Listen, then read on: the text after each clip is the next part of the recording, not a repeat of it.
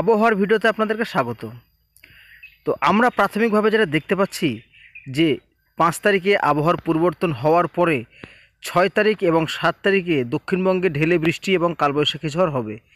তবে এই খবরটা শোনার পরে কিন্তু আপনাদের মন অনেকটাই ভেঙে যাবে। তার কারণ আমরা যেটা দেখতে পাচ্ছি প্রাথমিকভাবে সেটা আমাদের দক্ষিণবঙ্গে বৃষ্টি আগেকার তুলনায় প্রায় অনেক কম হবে। মানে যেটা আমরা আগে থেকে দেখতে পাচ্ছিলাম তার থেকে কিন্তু অনেকটাই কম হবে। তো সেই তুলনামূলক হারে কিন্তু বাংলাদেশে তার থেকে অনেক বেশি বৃষ্টি হবে।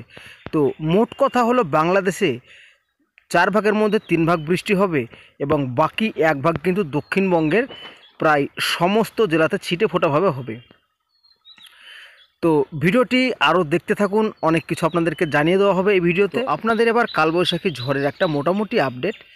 বৈশাখী ঝড় কিন্তু হবে না, তবে আমরা এখানে যেটা দেখতে পাচ্ছি উত্তর 24 পরগনা, দক্ষিণ 24 পরগনা এবং সুন্দরবন, তার সাথে থাকছে কলকাতার বেশ কিছু অংশ এবং খড়গপুর। তো এই সমস্ত এলাকাগুলোতে দমকা বাতাস বইবে।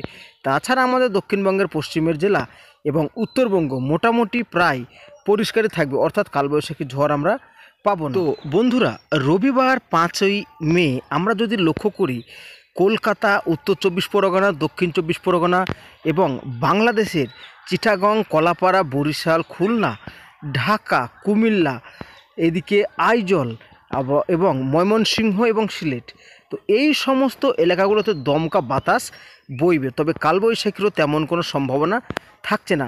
শুধুমাত্র বাংলাদেশের হলদিবাড়ির ক্ষেত্রে ঝড়ের সম্ভাবনাটা একটু বেশি থাকছে।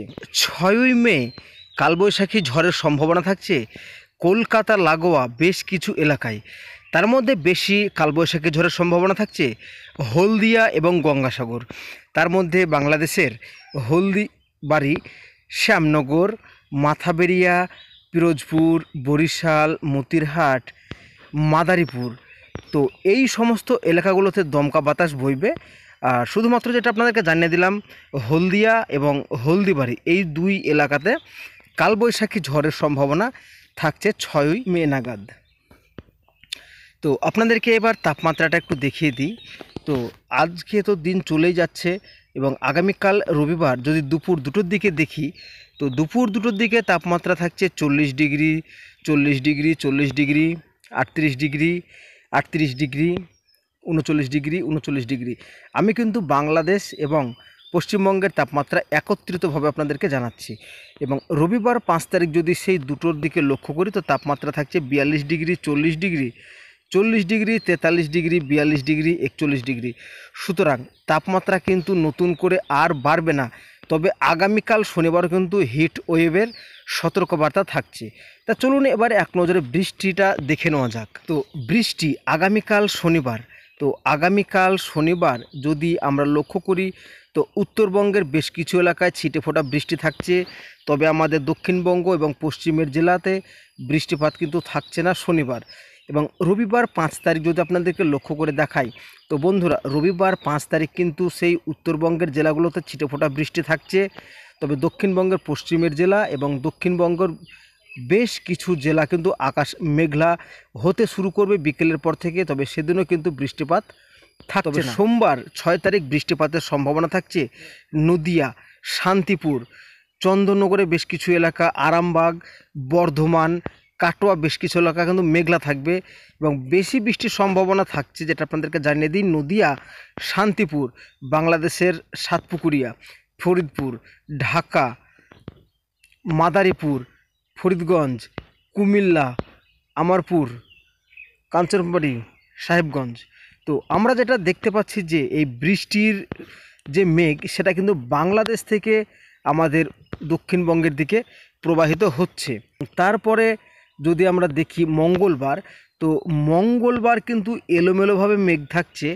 আমাদের বিশেষ করে পশ্চিমের জেলাগুলোতে মেঘলা থাকবে, তবে বৃষ্টিপাতের সম্ভাবনা তেমন থাকবে না। শুধুমাত্র বৃষ্টিপাতের সম্ভাবনা থাকছে নদিয়ার বেশ কিছু অংশ এবং চাকদার বেশ কিছু অংশ এবং বহরমপুর, আজিমগঞ্জ, এগুলো কিন্তু বৃষ্টিপাতের তেমন কোনো সম্ভাবনা থাকছে না। শুধুমাত্র বাংলাদেশের রাজশাহী, মোহনপুর, লালপুর, পাবনা, সাতপুকুরিয়া, ফরিদপুর, লোহাগড়া, যশোর, তো এই সমস্ত এলাকাগুলোতে কিন্তু বেশি বৃষ্টিপাত থাকছে। তো আপনাদেরকে ভিডিওর শুরুতে তো জানিয়ে দিয়েছি যে বাংলাদেশে যে তুলনায় বৃষ্টি হবে সেই তুলনা হারে 1/4 বৃষ্টি কিন্তু আমাদের দক্ষিণবঙ্গে আমরা পাবো। তবে কালবৈশাখী ঝড়েরও তেমন কোনো সম্ভাবনা থাকছে না।